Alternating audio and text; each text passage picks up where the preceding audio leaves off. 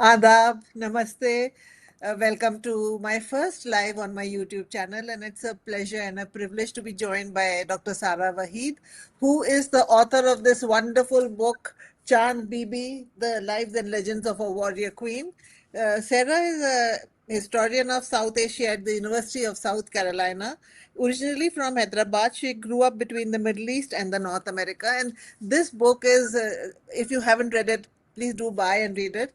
आप में से काफियों ने तस्वीरें देखी होंगी चांद बीबी की while hawking, playing polo, and not many people know that Chand Bibi ruled at the same time. That was my introduction to her actually as a young girl. That Chand Bibi ruled at almost the same time as Elizabeth the First, and the geographical area or the area on which they both ruled was almost the same size. And Chand Bibi, Bibi नाम से लगता है ना कि कोई बड़ी meek सी कोई खातून होंगी, which Sarah will now dispel that myth. But she is one ruler, and I won't say a woman, she is one of the, I think the only or maybe one of the very few rulers who stood up to Akbar and defeated him. And so she paid for it by the fact that she was almost written out of the historian sources and contemporary sources, and Sarah will tell us about that. Sarah, tell me how and why you decided to write this book. First of all, thank you so much for having me on here. I'm very excited and so thrilled to be speaking about this book and about Chand Bibi. And I first came to her through my own sort of interest. Of course, I have long been interested in women and gender and memory, and particularly in the Deccan region, which is where I'm from Hyderabad.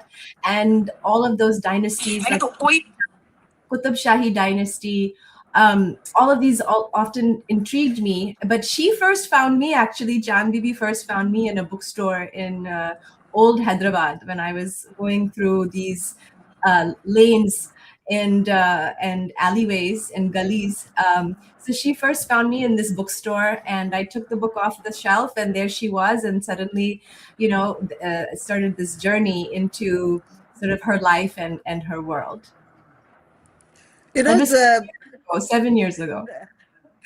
And I'm glad that you came across that book, because when we talk about South Asian history, we normally talk of a very North-centric history, and that is ये एक शिकायत है जो लोगों की रहती भी है काफी कि we don't talk enough of the South. And you place Deccan at the center of the story, particularly when we see that the Bahmani and the successor sultanates are not peripheral regions awaiting Mughal conquest, but are major centers of political power with their own traditions of sovereignty and agency. And you make that important distinction between Mughal Empire and the Deccan Sultanates. So how does Chand Bibi help us in negotiating that, the gap that there is in what we know and what we talk about and what we write about? So just like her name, Chand, which means the moon, she shines a light on so many regions and pasts in South Asia that have been obscured by our frameworks and a lot of mainstream historical frameworks. And if we turn to the Deccan, as you mentioned, it was not some peripheral small regional kingdom. I mean, if you think about the Bahmani Sultanate, especially at its height in the late 15th century, especially under Mahmud Gawan, it covered some almost 500 to 600,000 square kilometers. So this is a region, the Deccan is connected through peninsular India. It's connected to the Indian Ocean world. There is so much diversity, incredible sort of, intermingling of peoples from Arabia, from Persian peoples, Central Asia, Turkic peoples, Marathi. I mean, there's just such a rich and vibrant sort of cosmopolitan culture. And like I said, it was not so much a peripheral state. And if we look at sort of, by the time we even get to 1600, the Deccan Sultanates, covered an area almost equivalent to sort of some of the largest monarchies in Europe. And this scale, if we just look at the scale alone, helps us to understand why the Mughals were so determined to conquer the Deccan, right? I mean, this is an incredibly rich, also fertile region. And, there was a center for trade, a crossroads for trade across different port cities in the western coast and into, from Goa, Dabhol, and into the inland. And, if we think about someone like Akbar, who devoted so much of his military resources to conquer Ahmednagar, right, in 1595, 1596, and then defeated. And then if we look at someone like Aurangzeb spent the last 26 years of his life in campaigning in the Deccan.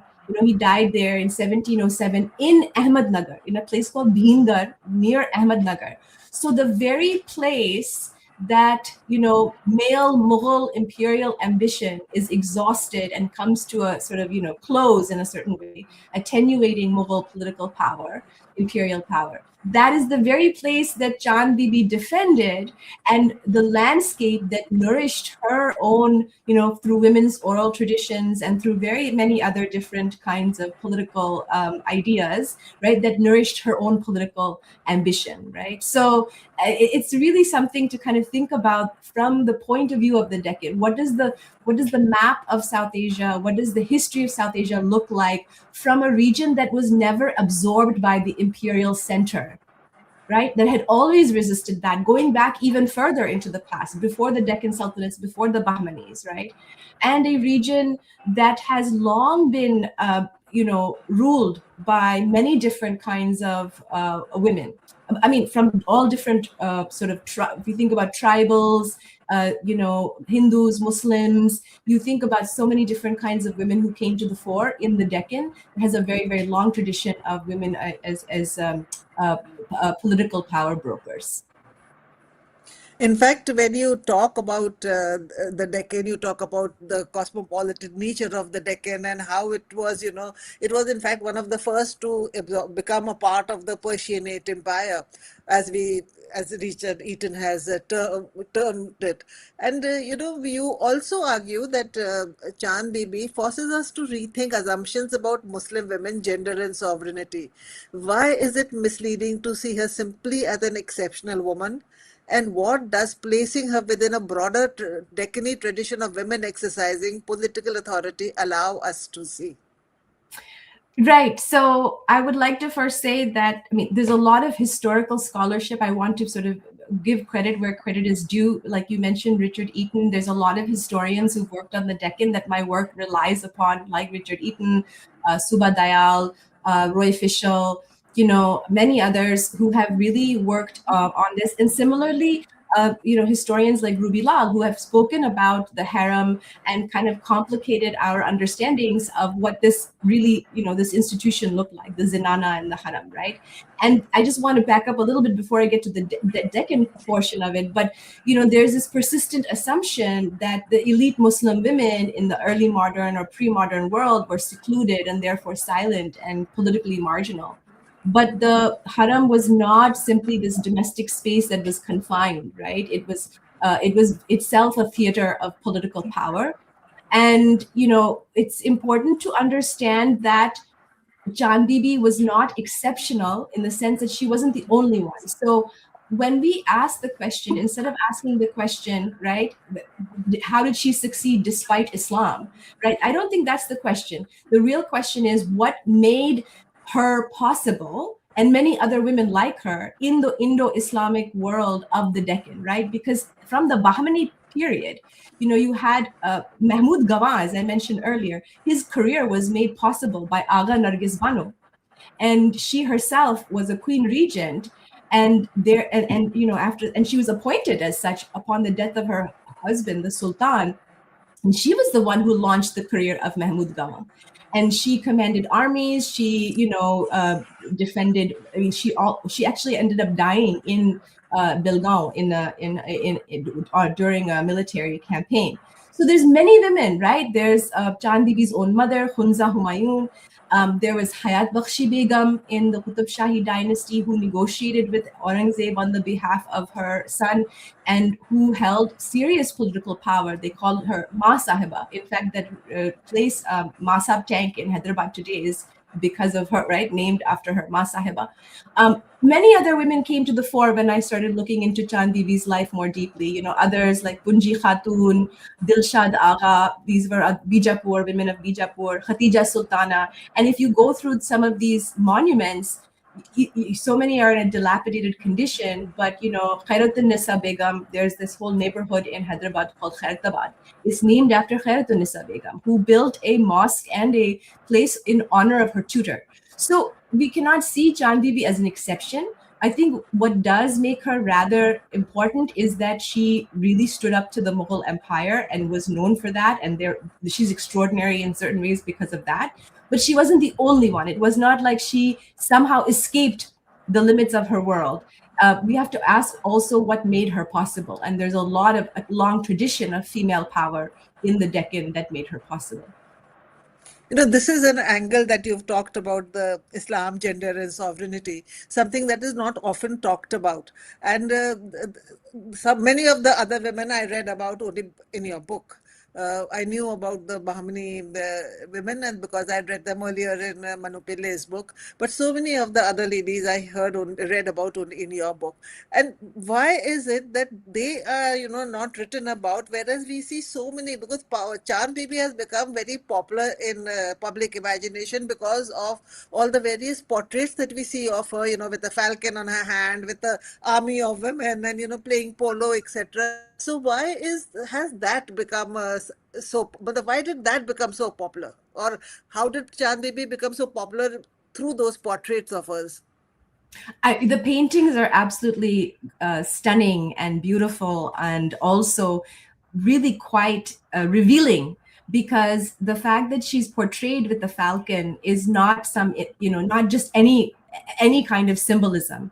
The falcon is actually a symbol of sovereignty, right? From Shaheen, the word for falcon comes from Shah, which means monarch.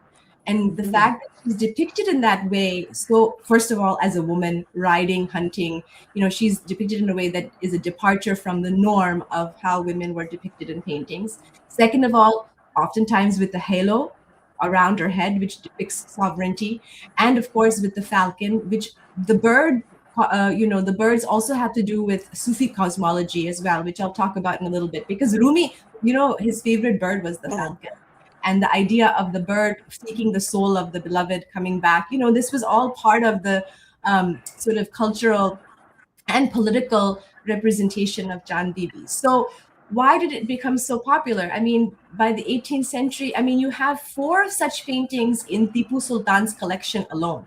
And it's in the 18th century that this iconography of Chand Bibi with her falcon goes viral, right? Why?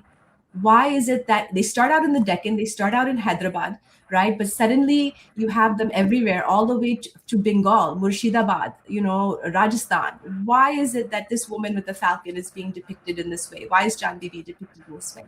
And what I say is that in the 18th century, at the very moment of, again, Mughal power is beginning to, imperial power is beginning to fracture, and you're seeing the rise of these successor states with their own wealth that are patronizing, the commissioning art projects. This is a very powerful symbol that harkens back to a memory of a ruler who had challenged Mughal power. So in some ways, the fact that it goes viral or, becomes so popular in the 18th century, so many rulers are commissioning those paintings, really speaks to, in some, a kind of sense of self-autonomy in relation to the kind of attenuation of Mughal power. That is what I talk about in my book on that chapter. Chand Bibi herself is a very fascinating character because you talk about her as a princess, you talk about her as a queen, widow, regent, diplomat, and military leader. Now, how did all these overlapping identities create different forms of political legitimacy for her? Right. So I think she used very capably the connections she had through kinship networks. As sister to 2 sovereigns, as married to 1 sovereign, right? Sister to 1 sovereign. Then also the aunt of 2 sovereigns, maybe actually 3 if we count the Quli Qutb Shah, who was her great grandnephew. So you have this really rich, and of course, so much of the interdynamic, the interpolitical dynamics of the Deccan rested on these kinship networks. So she was able to really exploit that, her role in these multiple ways. That's one way to think about it. She herself, I think the fact that her mother, Hunza Humayun, was someone who had already ruled in Ahmednagar, also gave her some footing and also an inspiration. And she probably taught her daughter a lot about what was possible, right? So I think that given these aspects, right, and the fact that if we think about warfare and we think about even, and this is something Richard Eaton has spoken about, but like the kinds of cannons that were becoming available in India, they were some of the earliest ones were actually in the Deccan, and the capabilities of Ahmednagar and Bijapur in that kind of construction, she would have had this knowledge given the constant warfare that her ruling elite around her were participating in, and she herself eventually participated in the battles, and then later defeating Akbar, right? So I think she had quite a bit of knowledge based on so many of these political, these kinship knowledge, exploiting that, taking advantage of that to assert her own political power. In the absence of course, she's challenged her own brother, right? She fought her own brother at one point. I mean, this is not outside the norm. Many people were fighting with their brothers and so on and so forth. But the fact that she was a woman who was doing this has gotten not that much attention in the broader historiography. And we always often think, when we think about these Muslim women, we often think of the Mughal women. They are tethered to empire. But what Chand Bibi allows us to think about is those women who are Muslim who are not tethered to empire, right? She's actually defending her homeland from empire. So I found that also really something worth thinking about. I mean, she's highly educated, like her other people of her time and her place, multilingual, very capable, very cultured, patronizing public works projects, especially water infrastructure for Bijapur and Ahmednagar. So she's quite a fascinating figure on her own. If you think about her as a accomplished ruler. You talked about her being multilingual, and just before we started this, we were having a conversation about her name. Can you just talk a little bit about her name? Because that itself is also very fascinating. Yes, I mean, especially if we think about the word Chand. The word Chand, it comes is a Sanskrit word and also Prakrit word, right?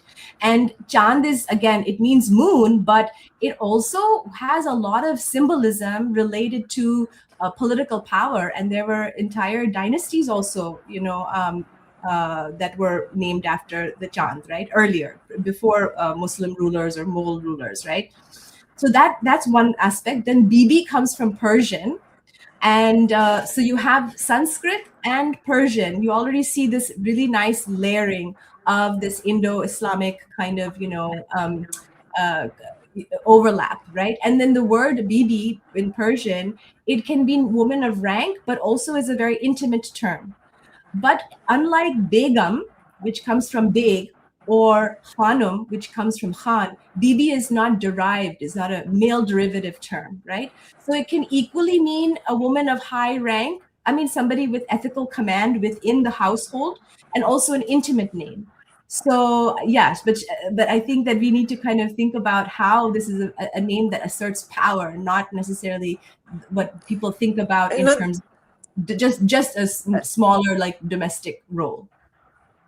something, this is something that I learned today about BB being not a derivative of a male name. I used to always think of BB as somebody, like a very meek person. So this makes Chandni even more empowered. Now, like your book starts with, you going on a hunt to Gulbarga for her tomb. And I had also gone to Gulbarga a few years ago. And when I was reading about it, I was very sad. I said, oh, I went there and I never visited Chand Bibi's grave. And then the whole book is actually a mystery of you trying to hunt for where her actual grave is, and then how did she die. So like in third part of your book, which is the historical method, and whether it is suicide, murder, escape, or listening differently. You say that her death survives in three radically different accounts: murder, suicide, and escape.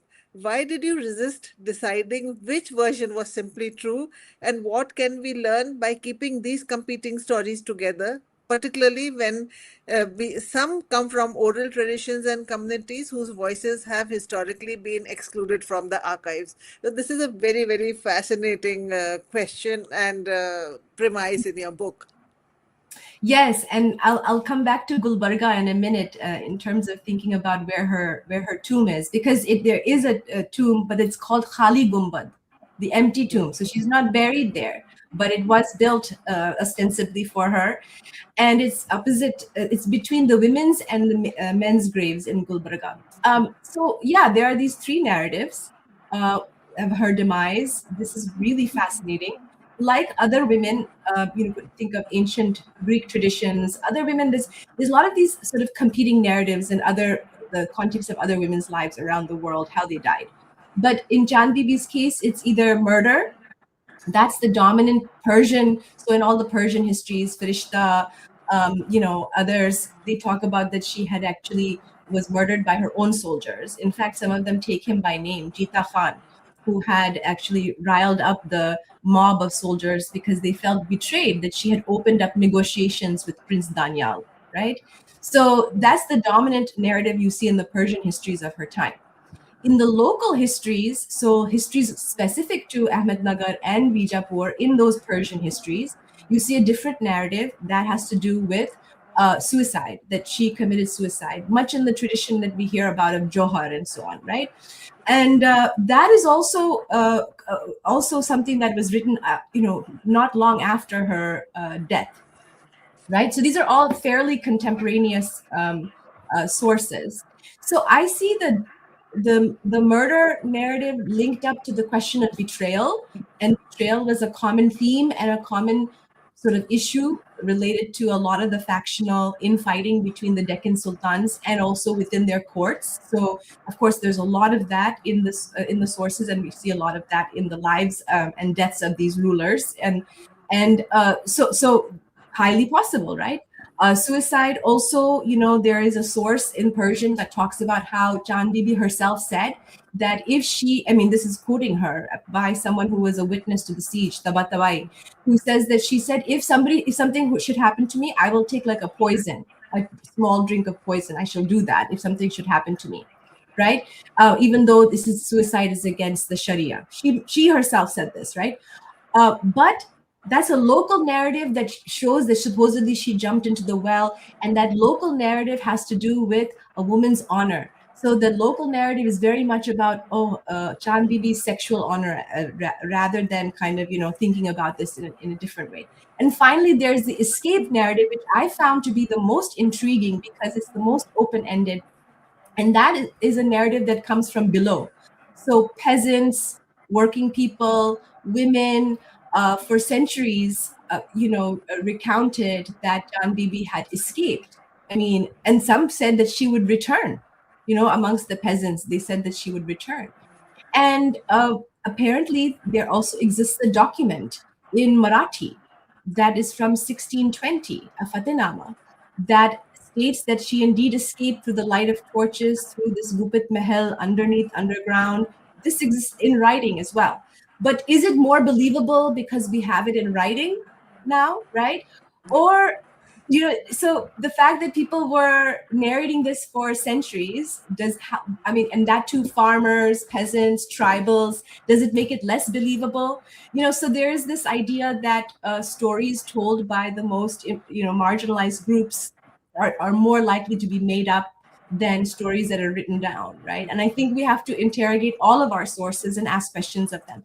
I ultimately did not come to any conclusion that one was the correct version. Rather, as I mentioned earlier, Chand Bibi, like showing a light, each of these narratives shows a light on the peoples who are narrating that. What does it say about them, their ideas about her, and their own societies and themselves? So we get to learn about a world larger than just one person. So, as a historian, what would your advice be to young people, students who are listening, or young career historians, as to what they, when they're writing, how to deal with historical sources and the historical method? I mean, this is a really big question. I think that, I think we need to first of all, we have to base everything on evidence. And of course, evidence itself, we have to kind of treat this as critically, and also through triangulation. So looking at multiple sources, right? Not just one, just not just relying on one source or two sources, but looking at a very broad variety of sources from the time, and also putting those sources in context: who it was written by, why was it written, who was it written for, what was the purpose of that source, right? So asking questions of the sources and then triangulating them with each other and cross-referencing them, and then we can come responsibly to some kind of conclusion as to what we can responsibly infer based on this diversity of sources, and asking questions of them, right? And it's so important. I find it to be a skill that's not just about being a historian, but anything we read or come across, we should always ask who wrote this, why they wrote this, for whom, and for what public, what is their motivation. We need to ask those of all of our sources. Because this is something that comes up very often, especially these days, in regards to history. To come back, today is 16th August, and like you challenge the idea that historians should disappear from the pages in the name of objectivity and neutrality. You talk about your own inheritance of Hyderabad. You talked about it in the beginning, and you talk about the memories of the women in your family. We were talking just before we started of Ahmednagar fort, where Pandit Jawaharlal Nehru and so many other stalwarts of the Indian freedom movement were imprisoned. So, can you just talk a bit about that, and how the how your family background, how the women of your family, how all those things, and your sense of civic and social life, how that shaped the questions you ask about Chand Bibi herself in the book? Thank you so much. So there's this tendency in the way scholars write history, is that we kind of have to write as in a way that sort of we stand above the page, and we don't typically put ourselves onto the page, right? And I wanted to talk about my journey as much as Chand Bibi herself and her world, but also my journey in search of her. And that journey was always interrupted or fed by, or the context around, were the women of my family. So I talk about those stories too, because of course I have a great aunt who was, you know, at some point, my Nani's sister served in the civic defense forces in the 1940s. This was Princess Dure Shehwar had started these in Hyderabad. These were women's civil defense corps that they were fearing Japan's air raids on India during the 1940s, during the World War II.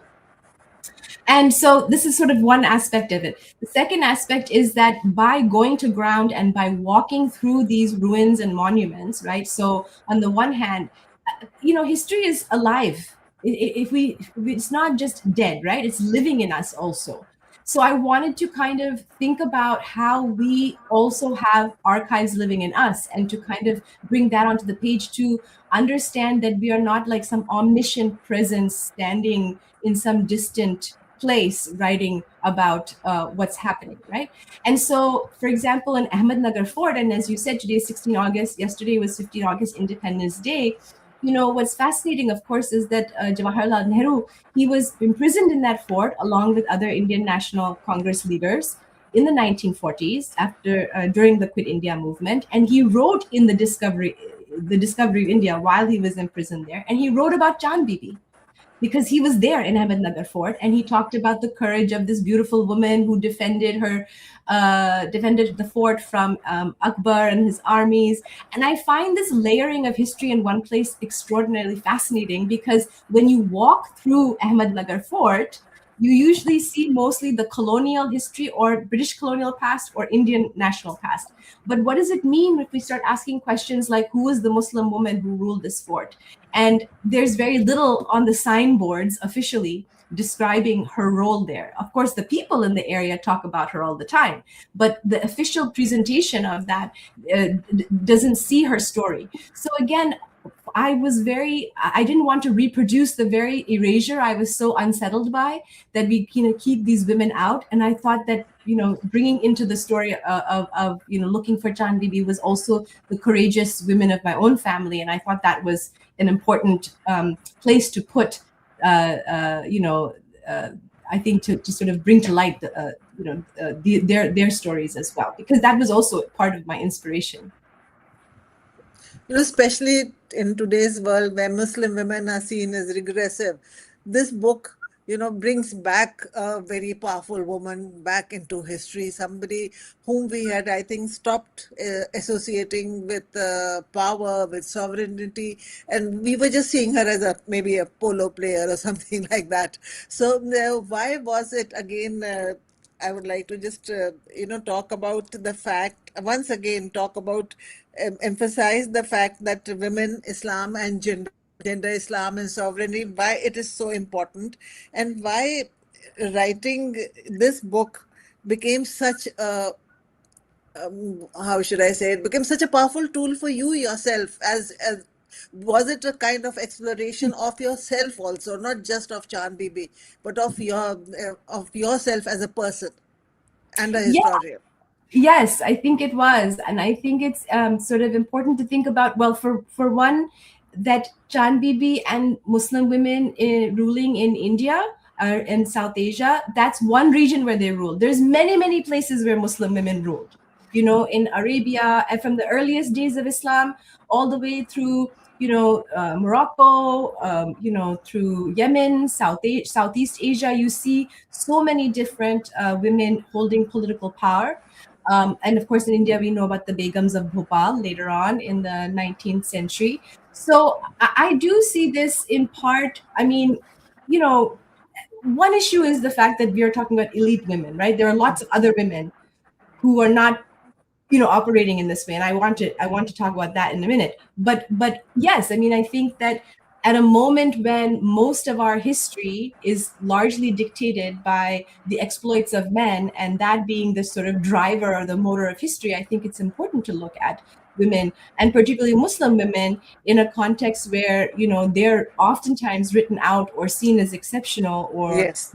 unusual. I think it's really important to sort of really think about so many of them who participated politically, because there's a sense that there's a collapse of sort of present day ideas of Muslim women as oppressed, and somehow using that idea and pushing it, narrating it onto the past and present. I mean, all of this gets a lot of through that kind of very Orientalist idea of women hidden behind the veil, and this idea that somehow seclusion, right? I mean, oh, that means that women didn't do anything. I mean, do you know that women, it's really fascinating. There's all kinds of limitations that have been put on women throughout history in all societies, many societies. So, for example, in Europe, women could not even ride, they had to ride side saddle, right? You had to ride side saddle up until the late 19th and early 20th century. I mean, think about that kind of restriction. There was no such restriction on women from India, Middle East, South Asia, all these places, right? So I think it's important to kind of think about, contextualize those restrictions, but also emphasize what else is going on, what's making women like Chand Bibi possible. And another very interesting point is that if we are here two Muslim women in the conversation, and the person who's managing the backstage is another Muslim woman, Aisha Ayub. So we are three very empowered Muslim women sitting here of in different parts of the world, and of different ages also. And the last question that I'd like to end with is something that you mentioned in your book. You say that you wrote Chand Bibi after Shaheen Bagh, and that mattered. Mm-hmm. Why do you say that? Well, for a lot of reasons. One, because in 2020, it was, I think, December 2019, and then into January 2020, when the women, Muslim women who had left their homes, everything, no one had expected that these nanis and dadis would suddenly take up the street in Delhi and say, "We're not getting up from here." It was really quite remarkable and it surprised everyone. And I think that they inaugurated this display of solidarity against, a very kind of oppressive, legislation that was intending to strip their citizenship. And I think that it was like an articulation of a form of collective sovereignty, the will of the people. So, And again, so we saw so many Chand Bibis arise from that movement also. And again, once again, I would like to show this book, Chand Bibi. And you can see her with a falcon. And it's published by Penguin. You can order it online, buy it in any bookstores. And you can message Sarah on Instagram. She's there on Instagram. You can also write messages or comments on this YouTube the conversation, and do please follow both of us on Instagram. You can follow me on YouTube, and please subscribe to my channel, and I hope you enjoy it. Please leave comments. Thank you, Sarah, so much for joining us. thank you so much.